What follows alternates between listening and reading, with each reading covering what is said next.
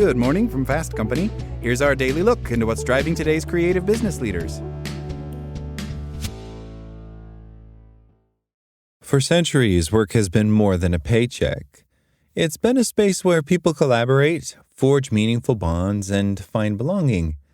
Yet in recent years, a major shift has left many feeling isolated despite being surrounded by colleagues, and the deep camaraderie once common in workplaces is fading. Gallup's research underscores this concerning trend. Today, only 20% of U.S. employees report having a best friend at work. More troubling, just 1 in 5 actively nurtures these relationships, despite clear evidence that workplace friendships elevate commitment, performance, and personal well-being. This erosion of connection is not merely a social loss, it's a business challenge. Employees without strong friendships often feel less fulfilled, collaborate less effectively, and are far more likely to leave. The impact of lost workplace friendships is often underestimated, especially in discussion about employee turnover. While it's commonly believed that people mostly quit jobs in response to poor managers, Oxford professor Jean-Emmanuel Deneve has found that workers quit not because of leadership alone, but because they lack a sense of belonging with their teams. This reframes the issue. Workplace friendships aren't just about socializing. They're critical for retention and sustainable business success. The Great Resignation, where millions quit their jobs, directly highlights the impact of weakened workplace ties. Physical separation during the COVID-19 pandemic left employees feeling detached from their teammates, eroding the sense of community that once grounded them. While not the sole driver, the decline in deep workplace friendships significantly contributed to employees' decisions to leave, underscoring friendship's role in fostering loyalty, job satisfaction, and team stability. Why workplace friendships are waning? Friendships don't just happen, they develop through shared experiences, casual conversations, and repeated interactions over time. But today's workplace dynamics make forming these bonds increasingly difficult. The technology we rely upon to make communication speedier and efficient carries a downside of making interactions more transactional. Instead of stopping by a coworker's desk for a meaningful chat, we send impersonal texts, emails, and Slack messages. Remote and hybrid work schedules compound the problem by removing everyday experiences that once sparked relationships, coffee breaks, lunches, and catching up with people before and after important meetings. We are so accustomed to working independently, we even take Zoom meetings alone in our offices, fully aware the people we're meeting with sit right outside our door. Beyond technology, workplaces increasingly emphasize individual performance over team achievement, another disincentive for employees to cultivate meaningful relationships. It's no wonder many of us feel less concerned about having superficial connection with the people we work with. Profound consequences. Gallup's research consistently highlights the importance of friendships in the workplace, showing that employees with close bonds are 43% more committed and 27% more satisfied with their jobs. Work friendships also provided an essential support system, someone to celebrate wins with, joke with, vent to after tough experiences, and collaborate with in a way that makes work more enjoyable. Without these relationships, workplaces risk becoming isolating, uninspiring, and even less innovative.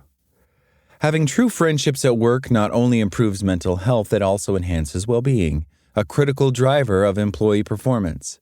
Psychiatrist Robert Waldinger, who oversees the Harvard study of adult development, the longest-running well-being study in American history, states, "The clearest message we get from this 75-year study is that good relationships keep us happier and healthier. Period." Additionally, University of California Riverside positive psychology researcher Sonia Lyubomirsky has found that even small points of connection throughout the day can increase happiness more than people realize. Having conversations with people makes us happy, Lyubomirsky says, reinforcing how simple social interactions with colleagues can improve mood, commitment, and overall workplace satisfaction. Further backing this idea, renowned psychologist Ed Diener's research on happiness discovered that the most fulfilled individuals aren't just successful in their careers, they are deeply social. One more critical piece of confirmation, Deloitte's 2020 research shows a sense of belonging, feeling valued and included by one's boss and colleagues, is the top driver of employee well-being. It's because belonging fosters psychological safety, resilience, and self-esteem, each of which are anchors to human flourishing. How leaders can rebuild workplace connection. To reverse this decline, leaders must recognize that workplace friendships are not inevitable. They require active nurturing.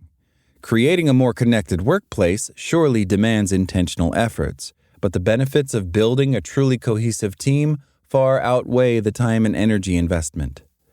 Leaders should prioritize building social spaces within work environments, whether that's through dedicated team-building activities or informal check-ins that encourage employees to engage with each other beyond their day-to-day tasks.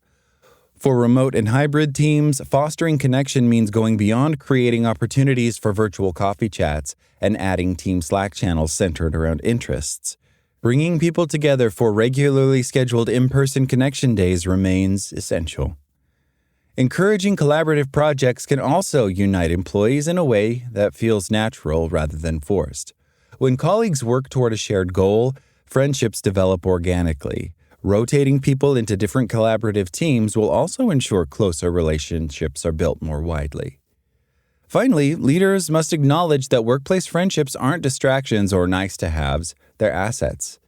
Creating a culture where connection is valued doesn't just improve employee morale, it strengthens retention, creativity, and performance.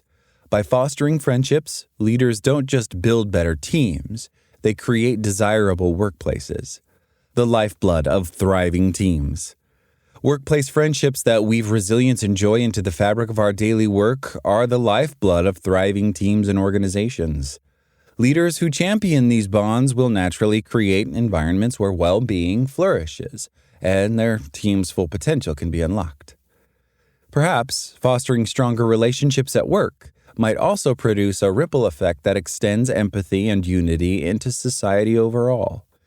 As Nelson Mandela envisioned, a fundamental concern for others in our individual and community lives would go a long way in making the world the better place we so passionately dreamt of.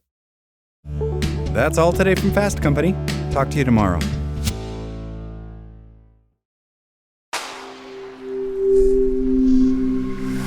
Spoken Layer.